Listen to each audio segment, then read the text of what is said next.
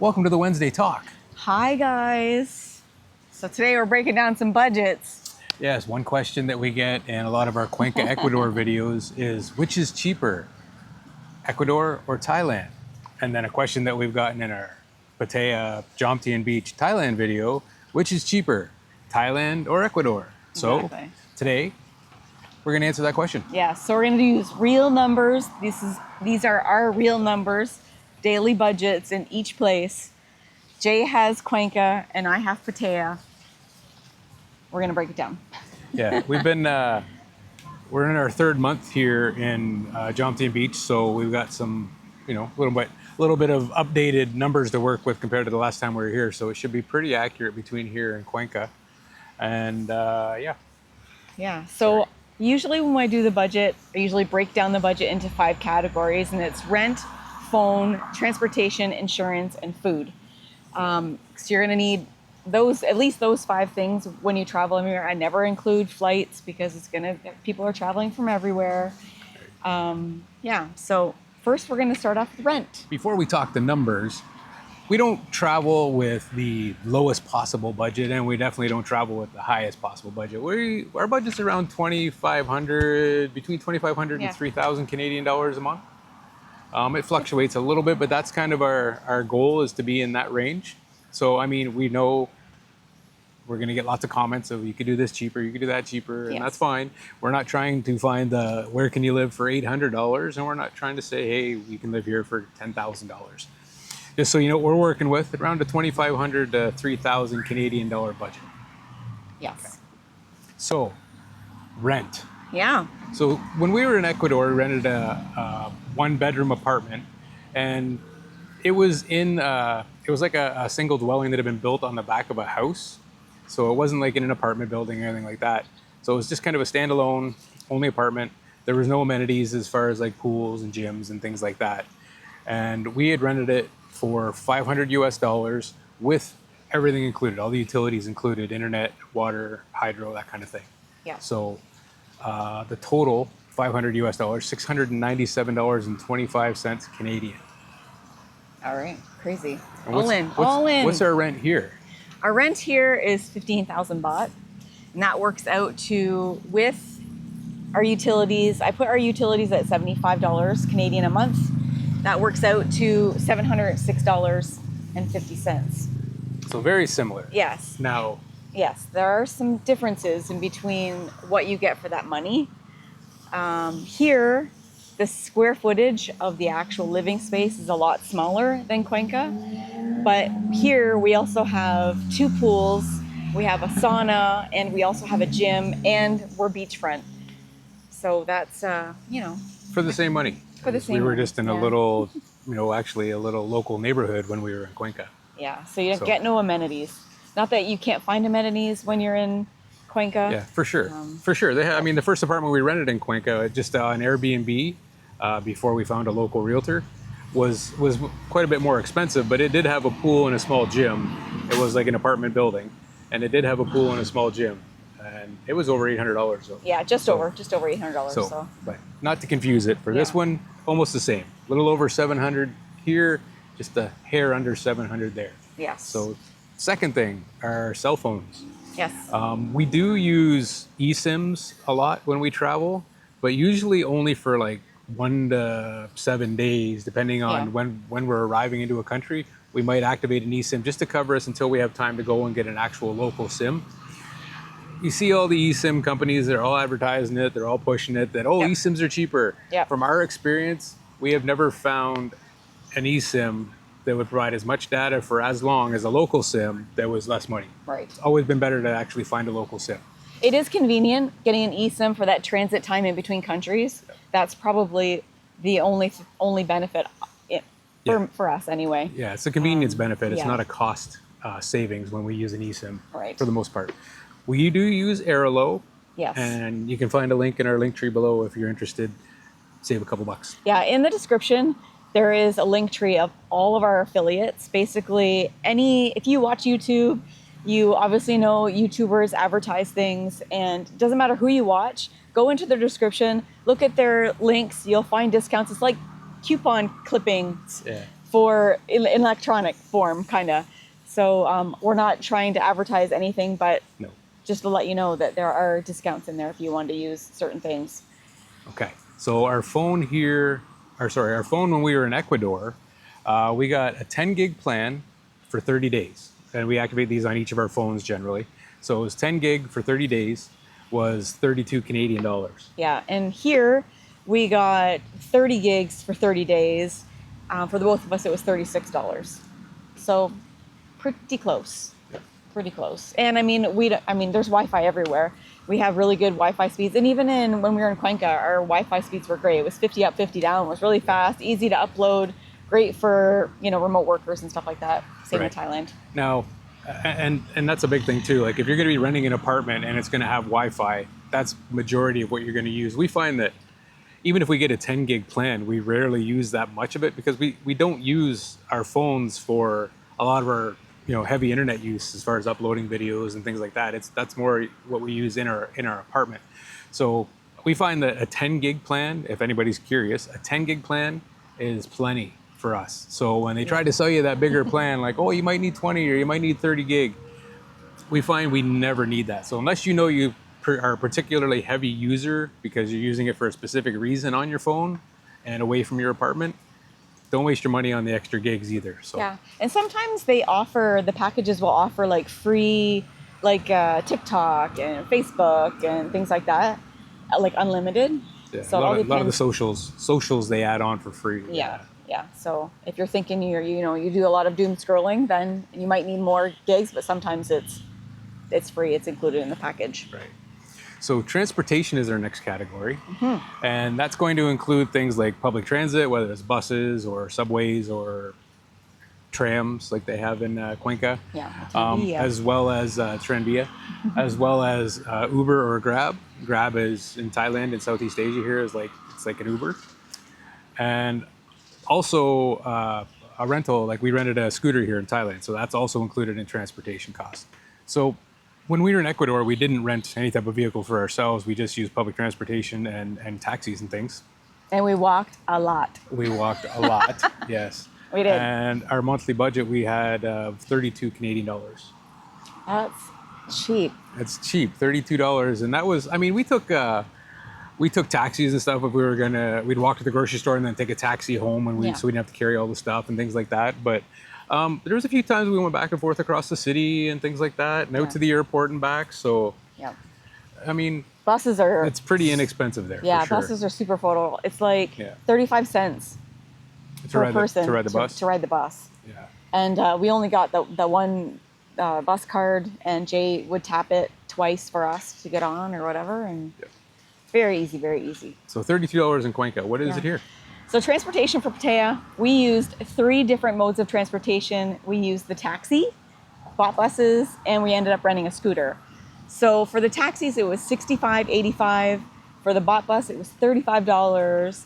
And for our scooter, we rented a scooter for a month, but we started it May 22nd. So I only counted 10 days for the month of May, and that was $68. So in total, for our transportation cost is $168.85. That's a lot of modes of transportation. That's a lot more. Yeah. Way more than Cuenca. Yeah. I mean, in fairness, we ride the bot bus a lot. Yeah. Pretty much daily, one direction or another. We'll take it for a rip down to go to restaurants or whatever, stuff like that. And getting a scooter, that just gives you the freedom to travel a little bit farther without having to, switch lines and bot buses and things like that. It's just our preferred method of getting around in normally. But it does bump up your costs. It's still pretty reasonable. I mean, I think we got a larger size scooter. And what did we get? We got an ADV 160. We got a good deal because it's kind of off season, so it was like 5,000 bought for the month, which works out to about $7 Canadian per day. Yeah. You can get a smaller size scooter, probably around the $3.50 to $4 a day. Right. So a little bit cheaper, but we prefer like a Honda Click 125 or something like that. Something smaller. But either way, it does add on, but it does give you a lot more freedom. And I feel like if we rented it at the beginning of May, let's say, we wouldn't have used the bot bus as much, and Right. we wouldn't have used taxis, so that would have, I Yeah, mean, it would kind of offset. it would For offset sure. a little bit. Because But we do ride the scooter a lot more places that we used to take, especially going for groceries and things like that. We can grab a few things and don't have to take a cab home. right. Yeah.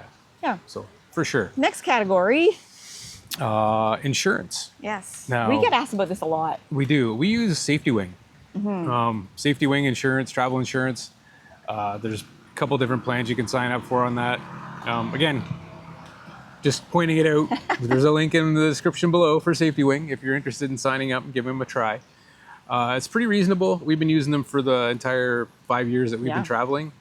And we actually have used them. There's a lot of people Yeah, that we've actually made claims. yes, that advertise Safety Wing, say, oh, they're amazing, they're great, but have never used a claim in the whole time they've used it. But we actually have. It's like you pay for your treatment or whatever you're having done, and then submit the claim and they reimburse you, basically. Yeah. That's how it works. Now, if you get into something more serious and you needed to have some type of surgery or whatever, you can contact them and have it pre-approved. And you Right. can set it up that once you get that pre-approval, they would cover the cost. But for your basic kind of less serious claims, you pay for it up front and then claim for a reimbursement. Exactly. So- So they have an essential plan and they have a complete plan. So essential plan is what we pay for. The complete plan is way more expensive, but it covers like cancer treatments and like And it's more of a health. like it's more of checkups like and a maternity health insurance coverage versus just accident and travel insurance. So that one hasn't changed. Nope. It's both Because the same. it's the same. It's It's the for same both. every month. It won't change until our ages change and you go into a different category. Yeah. So for that we pay $327 a month Yes. Canadian. It's one of those things. I mean, you hate to pay for insurance. You hope you never need it, but if you don't have it, it can cost you a lot more in the long run. Exactly. So last one is a big one, and it's almost always more than our rent. And that's food, because we like to eat. Food. Well, in Ecuador, we ate at a lot of little where's those for lunch. We did, yeah. We definitely were eating differently there too. We ate out at some restaurants. We did quite a bit of cooking at home. We did, yep. Bought groceries and cooked at home and stuff like that. But we still managed to spend 955 Canadian dollars for the month on food. Yeah, that's crazy. And this is like everything we consume. So that's like things that we get at the grocery store, out at restaurants, at the convenience stores. Snacks, you name Yeah, it. Yeah. exactly. Everything. So and for Thailand, I feel like we've been mostly eating out at night markets. Like we don't very rarely. I think I can count on one hand how many times we've actually cooked at home. And I mean, when I say cooked, I mean like boiled some eggs for breakfast kind of thing. It's not a full-blown breakfast. And But, we haven't been eating at restaurants really here either so much. Night There's markets just- are, yeah, like, Again, you can probably count on one hand the number of times we've eaten out at restaurants. It's been mainly just the night markets and stuff like that. yeah, Now, I say that, we eat breakfast at a restaurant.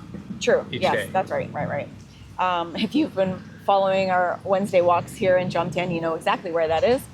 But yeah, like at the night markets, we'll either like bring fruit home or bring some chicken back and then have that at lunch, and then we'll go out for dinner at the night markets. The night markets are great. They have a great variety. Hey. We've been eating really. Hey. What?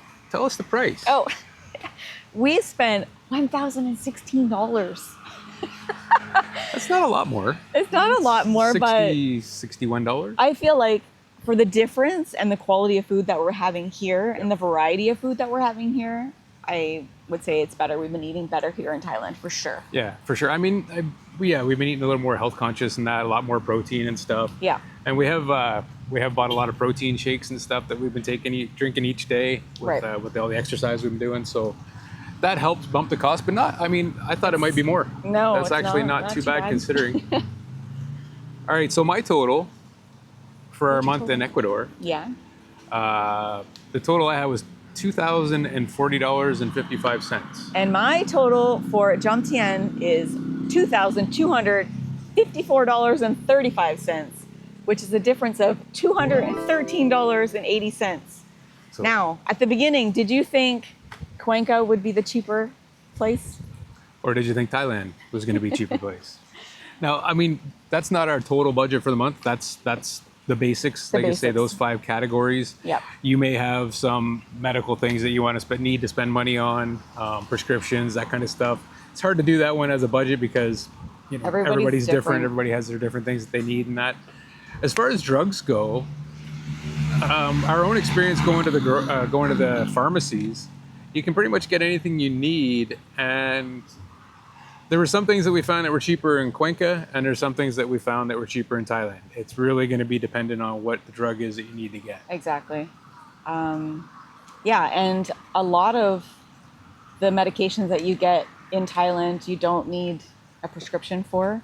We did run into a couple of things in Cuenca that we needed a prescription for.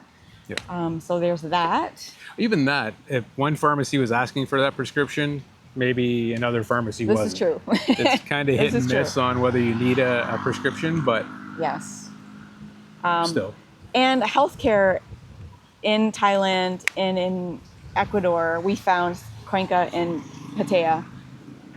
We found very, very accessible, and doctors are on WhatsApp. You contact them. You usually can get an appointment the same day. Treatment's the same day you walk in, kind of thing. Yeah. It's very convenient and Yeah, both are really good for that. For like Yeah. dental and things like that, you pretty much walk in the door. You don't need to make an appointment way in advance.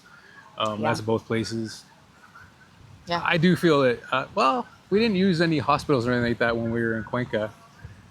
We know hospitals here in Thailand are top notch. We got our vaccinations, our yellow fever vaccinations for free At a clinic, yeah. in Cuenca, and it was super simple. We walked in. We thought we were going to have to pay. They said no. We expected to. Yeah, we absolutely. wanted to pay Yeah. to get them done, and Yeah. they're like, nope, it's free. Yeah. So it was really easy, simple. I feel like even though Cuenca was cheaper, I feel like Thailand is still the better deal as far as convenience, accessibility, food, what you get for your money at, condominiums. I don't know. What do you So think? if the price was the same, again, it's only $200 difference, Yeah. really. Yeah. The price is the same. Are you going to Thailand or are you going to Ecuador? Let us know in the comments below. We'll Yeah. see you in the next one. Okay. Bye, guys. Ciao.